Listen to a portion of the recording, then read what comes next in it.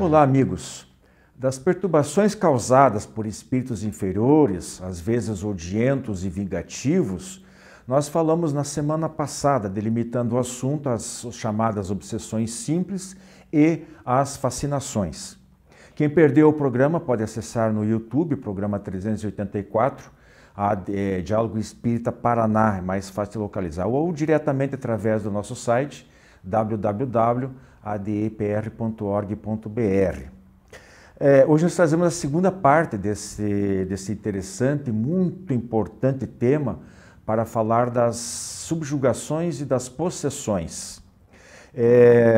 Sim, apesar desse termo um tanto quanto assustador, as possessões existem sim, embora raras. E nós vamos falar delas também, mas por hora vamos ficar com as subjugações, estas sim, bem mais comuns e também muito mais perigosas. E você sabia que a obsessão pode ocorrer também entre um encarnado e de um encarnado para um desencarnado?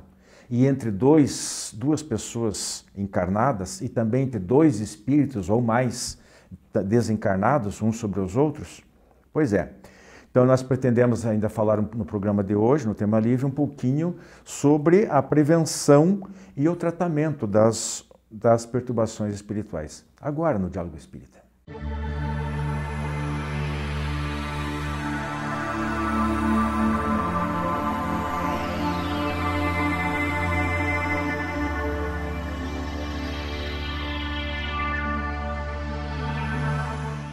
Nosso tema livre de hoje continua o assunto da semana passada, que são as perturbações espirituais. Nós dividimos em 4 tipos principais. Tratamos na semana passada sobre a obsessão simples e a fascinação. E hoje nós temos a subjugação e a possessão. Tal qual eu fiz na semana passada, eu lerei aqui um apanhado bem curtinho sobre a subjugação. E depois eu passo a palavra para os meus companheiros, para a Andréia e para o Joilson. Então a subjugação sempre ela surge visando atender desejos de vingança cujos motivos podem estar na atual ou em reencarnações precedentes. A vítima, na maioria das vezes, reconhece a natureza do assédio, porém não consegue reagir, sofre paralisação da vontade. Pode ser moral quando é constrangido a tomar resoluções absurdas e comprometedoras, e orgânica quando o mau espírito atua sobre o seu corpo físico, provocando ações involuntárias como jogar no chão, bater contra paredes e o próprio suicídio muitas vezes. A confusão dessa obsessão, ela é confundida com insanidade ou loucura total. E a psicóloga, eu acrescentei aqui, a psicóloga americana Edith Fiore, que não é espírita, mas é estudiosa do assunto, ela disse: a obsessão pode causar enxaqueca e outras dores de cabeça, insônia, obesidade, hipertensão, asmas, alergias, etc. Isso aqui é só para ilustrar tipo de coisa que pode ser provocada apenas pela presença incômoda de um espírito acoplado a uma pessoa vítima dessa situação. Então, quem vai falar primeiro aqui? Quem você quer destacar do... O que eu achei interessante aí, que cabe ressaltar, é logo no início, quando você comenta a respeito da vingança, que pode ser por uma questão de vingança de uma vida anterior ou da existência atual. E aí nós vamos lembrar dos ensinamentos de Jesus, né? Quando ele diz lá, reconcilia-te com o teu irmão enquanto está com ele na jornada. Que é um ensinamento que o Cristo nos passou. Por quê? Para evitar justamente essa situação aí da vingança. Porque quando você prejudica alguém e essa pessoa ela se sente, ela fica com aquela raiva, com aquele ódio, e ela desencarna, quando ela toma consciência no plano espiritual de que ela é um ser liberto, que ela continua existindo, que ela se aproxima do outro e o outro não a percebe, é aí onde ela toma essas atitudes de fazer o outro, às vezes se jogar no chão, né, ter comportamentos esdrúxulos, e aí ela aproveita para se vingar da pessoa, muitas vezes até levando ela a problemas mentais. E a pessoa acaba sendo internada com problemas mentais. E vai até o suicídio às vezes, é provocado muitas vezes, né? Andréia? Bem, aqui na subjugação, o Kardec traz lá no livro dos médiuns que a subjugação seria estar sob o jugo de algum espírito que está tentando influenciar, como o Joilson falou, né? É muito motivado pela vingança, ou mesmo diferente da obsessão simples, a subjugação já faz com que o indivíduo tenha prejuízos. Né? Então, porque ele sofre essa influência tão pesada, às vezes, no pensamento, ele pode ter alterações psíquicas, doenças psiquiátricas. Então, a nossa dificuldade é porque essa área da ciência que estuda, por exemplo, essas doenças psiquiátricas, que vem da medicina, que é a psiquiatria e a psicologia, não consideram a parte espiritual. É uma ciência muito materialista, infelizmente. E aí acaba que esses pacientes que acabam tendo ou sendo subjugados são, logicamente, já encaminhados para o tratamento com medicação. No caso, várias palestras de espíritos que a gente encontra gratuitamente, inclusive de vários autores, o próprio Divaldo, a Sueli Caldas Schubert, fala que em alguns casos de subjugação, quando a pessoa toma medicamento psiquiátrico, às vezes o processo piora. Então, há uma necessidade muito urgente de se avaliar, né, o processo da subjugação. Nós temos que realmente nos conscientizar de que nós, né, como nós aqui, vocês aí, não somos só essa casca. Nós temos um componente espiritual absolutamente real e que eles sofrem essas influências externas e internas também do nosso passado, do nosso presente. Então há uma interatividade muito grande.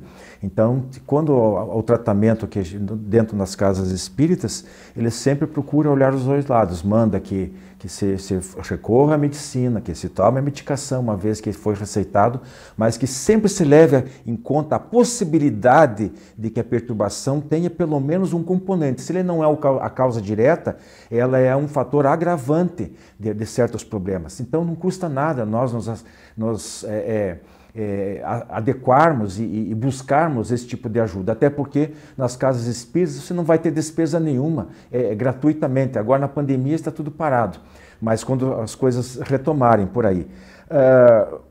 Ainda sobre a subjugação, eu gostaria de acrescentar o seguinte: a diferença da fascinação que nós vimos na semana passada para a subjugação, a principal, além da gravidade do problema, é que a fascinação, vocês devem estar lembrados que a pessoa ela não aceita, ou ela acha que o espírito é um espírito superior, que no caso de médium, ou então ela desconhece, ela acha que é dela.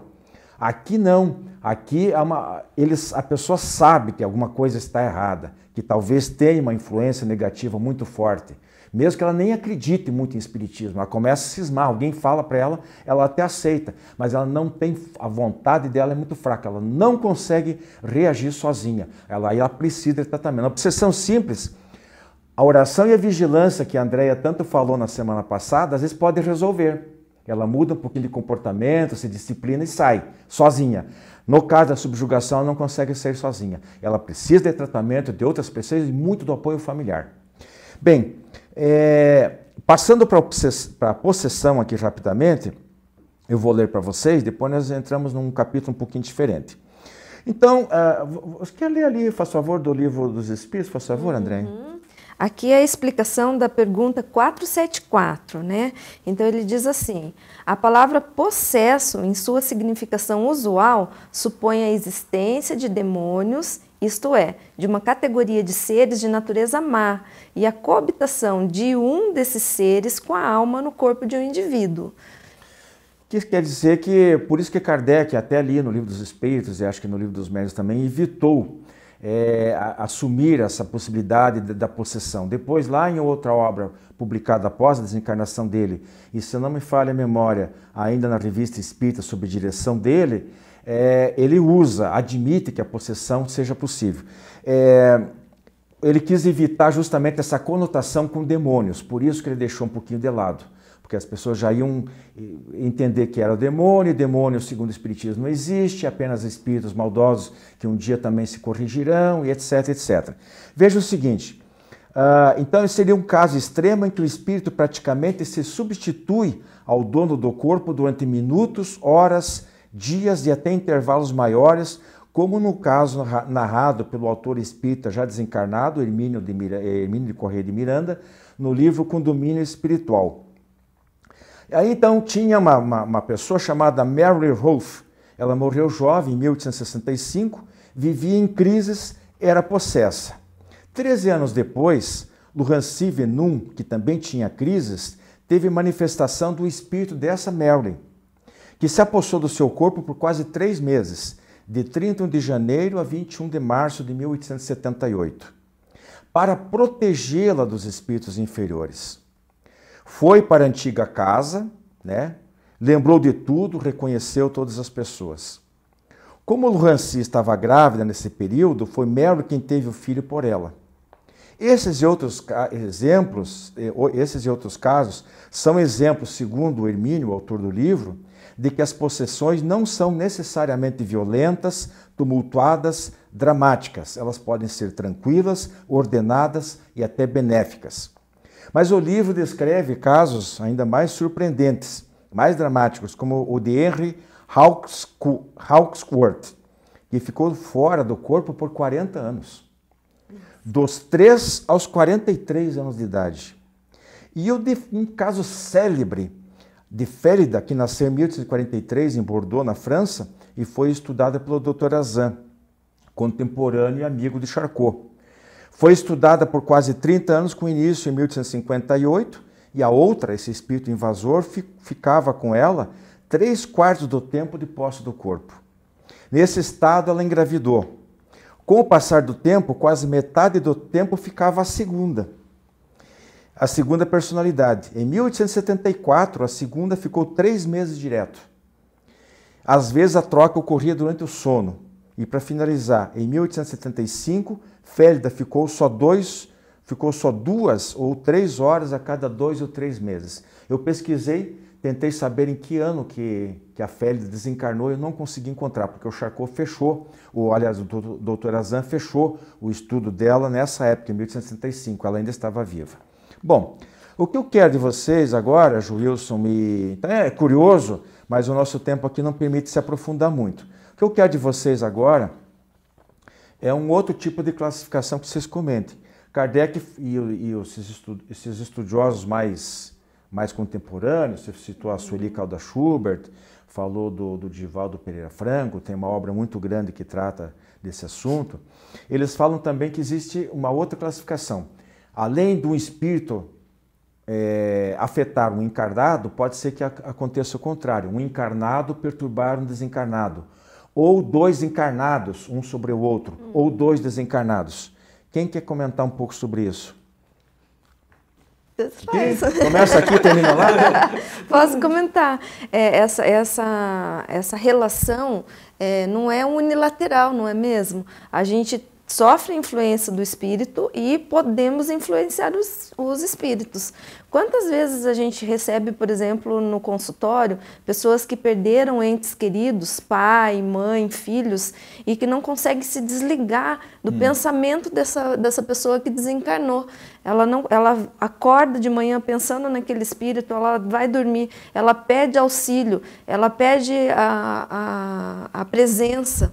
Então, essa é uma forma de influência do encarnado para o desencarnado, né? E quantas vezes isso prejudica a pessoa que desencarnou, né? Porque a pessoa, ela sente essa ligação, ela sente esse pensamento e se aproxima, porque é um ente querido. Está né? sendo atraído. Então... E tem uma outra situação, né, André, que pode ser o contrário, aquele desencarnou, o que ficou encarnado, fica amaldiçoando aquele, porque ele me fez isso, me fez aquilo em vida, porque às vezes é a esposa, é o marido, porque me atormentou, porque me fez tanto mal, e fica falando mal, fica vibrando mal. Ora, está fazendo mal para aquele espírito. E, obviamente, para ela também, né?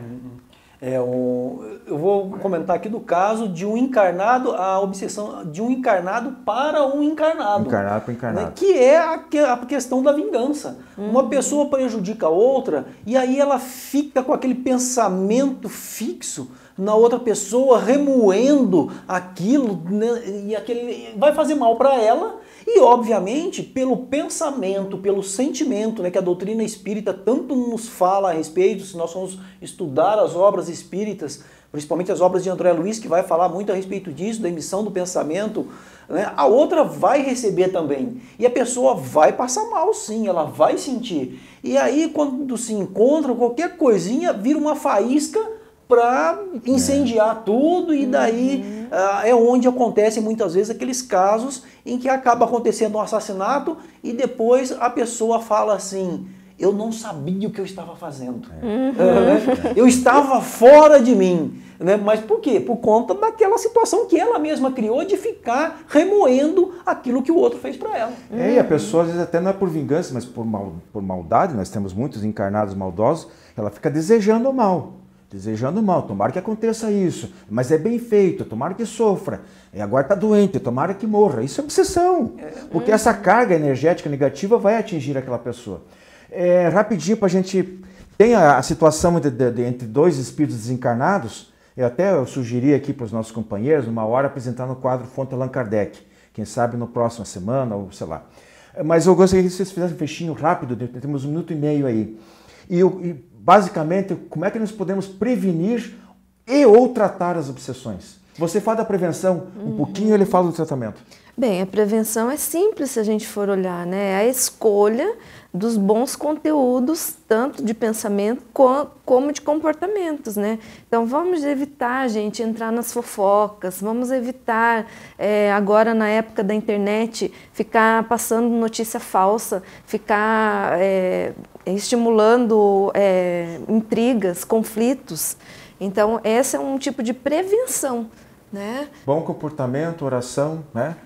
Tem mais. A gente vai aprender isso aí ao longo do tempo. E a prevenção, e o tratamento, quem já está com o problema? O tratamento, né? Kardec coloca lá no livro A Gênese, no último capítulo, lá no último parágrafo do capítulo que fala sobre os fluidos, ele vai falar que a prece, que a oração é o meio mais eficaz para o tratamento contra o processo obsessivo. Obviamente tem sim os trabalhos na casa espírita que a pessoa pode procurar, os trabalhos mediúnicos, onde a equipe mediúnica vai trazer o espírito o obsessor, vai conversar com ele e tentar dissuadi-lo daquele processo para que ele também se liberte, porque a gente percebe que aí os dois ficam presos, não é só um, os dois ficam presos ali.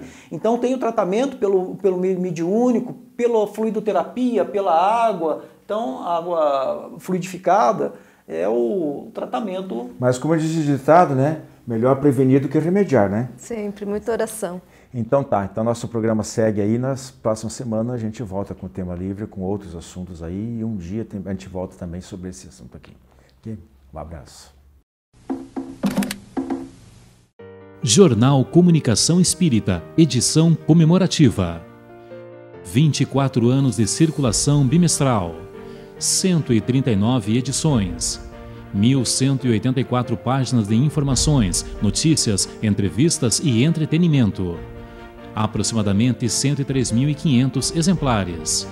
Jornal Comunicação Espírita. Assine e recomende.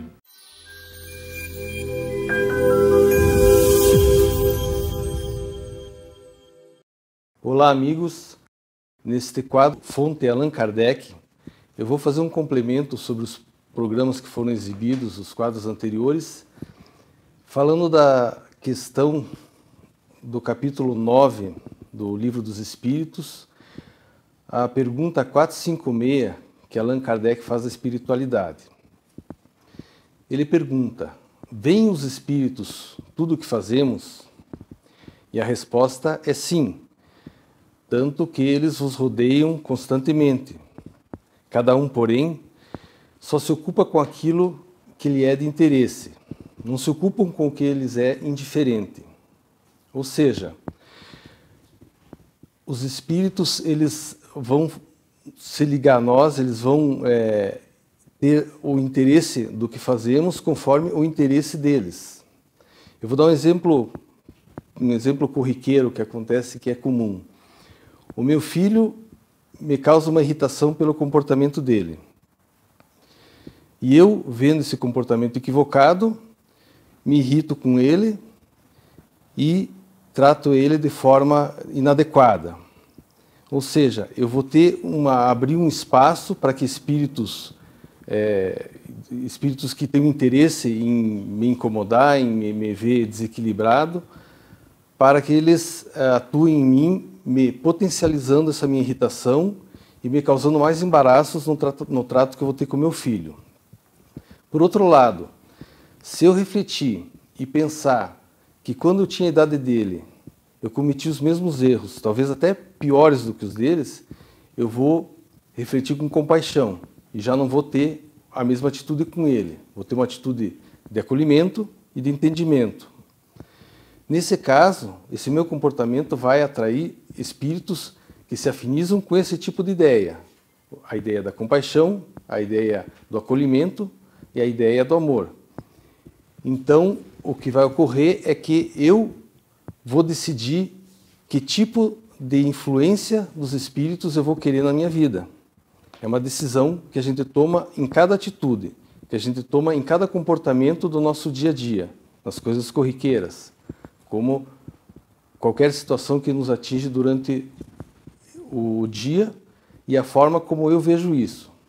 Ou seja, essa é a chave para mim definir com quem eu quero estar, com que tipo de espírito eu vou permitir a influência. Dos bons, se eu tiver um comportamento adequado, um comportamento onde eu reflita, onde eu busque harmonia e equilíbrio na minha ação, na minha reação contra aquilo que agir contra mim, ou naquilo, se eu tiver a atitude desequilibrada e desarmonizada, levada pelo meu impulso ainda animal e que eu estou trabalhando, aí eu vou optar pela companhia dos espíritos zombeteiros, os espíritos que gostam de causar embaraço nos encarnados e assim por diante.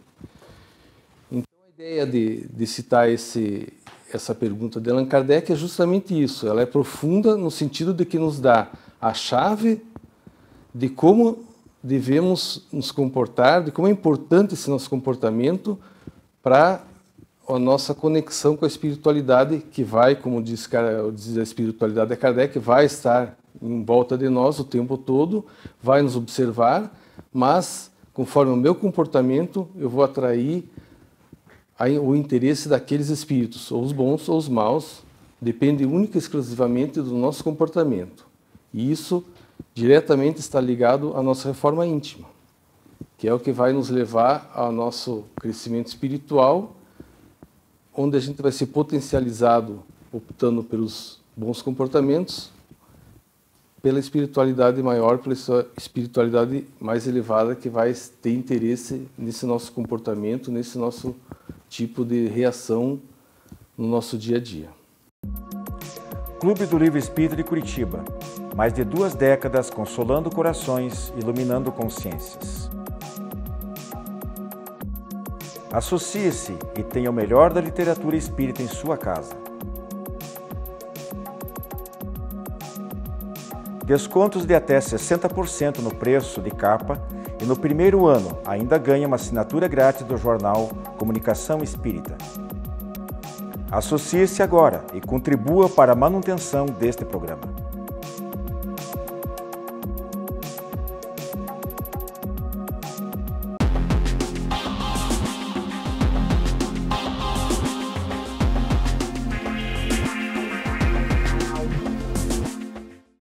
Olá, amigos! No quadro Espiritismo Responde de hoje, vamos abordar a seguinte questão. É verdade que certas pessoas possuem maus fluidos?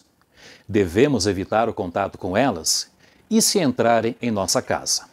Pois bem, uma rápida pesquisa sobre o assunto no busca da internet e deparamos com diversos sites com inúmeras dicas de simpatias e uso de amuletos. Claro que nenhum desses endereços eletrônicos é espírita, até porque nós espíritas sabemos que práticas exteriores de nada vale, o que vale é a intenção. Vimos isto recentemente aqui no Diálogo Espírita. Já nos alertava Mateus Evangelista, vigiai e orai, vigiai pensamentos e atos, e ponde-vos em guarda através da oração para não cairdes em tentação. Mas será mesmo que existem pessoas com maus fluidos?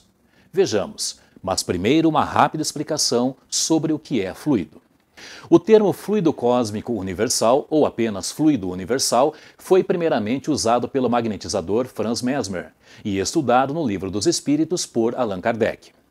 Desse termo original, desdobrou-se em outros que comumente ouvimos falar. Em resumo, tudo o que existe é transformação dessa matéria elementar primitiva. Há o espírito, a matéria e esse fluido cósmico universal, que, conforme resposta à questão 27 de O Livro dos Espíritos, é fluido suscetível, pelas suas inumeráveis combinações com a matéria e sob a ação do espírito, de produzir a infinita variedade das coisas de que apenas conhecemos uma parte mínima. Na Revista Espírita, observamos o pensamento do codificador referindo aos fluidos espirituais. Quem quer que traga os pensamentos de ódio, inveja, ciúme, orgulho, egoísmo, animosidade, cupidez, falsidade, hipocrisia, murmuração, malevolência, numa palavra, pensamentos colhidos das más paixões, espalha em torno de si eflúvios fluídicos que reagem sobre os que o cercam. Ao contrário, se traz consigo sentimentos de bondade, caridade, humildade, devotamento desinteressado, benevolência e amor ao próximo, o ar é impregnado de emanações salutares em meio às quais sente viver mais à vontade. Os fluidos espirituais representam um importante papel em todos os fenômenos espíritas, ou melhor, são o princípio desses fenômenos. Ainda sobre o fluido magnético, expõe Kardec. Sabe-se que o fluido magnético ordinário pode dar a certas substâncias propriedades particulares ativas. Não há, pois, nada de admirar que possa modificar o estado de certos órgãos, mas compreendo igualmente que sua ação, mais ou menos salutar, deve depender de sua qualidade. Daí as expressões bom ou mau fluido, fluido agradável ou fluido penoso. Diante dessas explicações de Kardec, entendemos que sim, existem pessoas que emanam em volta de si maus fluidos, porque internamente vivem mergulhados nesse mar de negatividade. Por isso, nos sentimos maus próximos de algumas pessoas e bem próximos de outras. Quando o Mateus Evangelista nos alertou sobre o vigiai e orai, estava se referindo também a essa questão. Devemos cuidar do que pensamos, porque atraímos para junto de nós aqueles que compartilham do mesmo pensamento. Se bons, atraímos os bons. Se maus, infelizmente, atraímos os maus.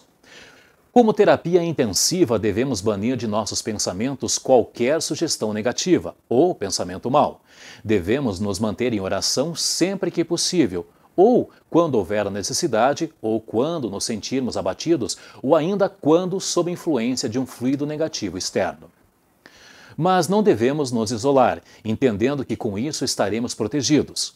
O isolamento nos afasta também das pessoas boas e não nos protege das pessoas, entre aspas, más, porque não é a presença que irradia o seu possível fluido negativo, mas sim a força do seu pensamento, e este pode também ser emitido à distância.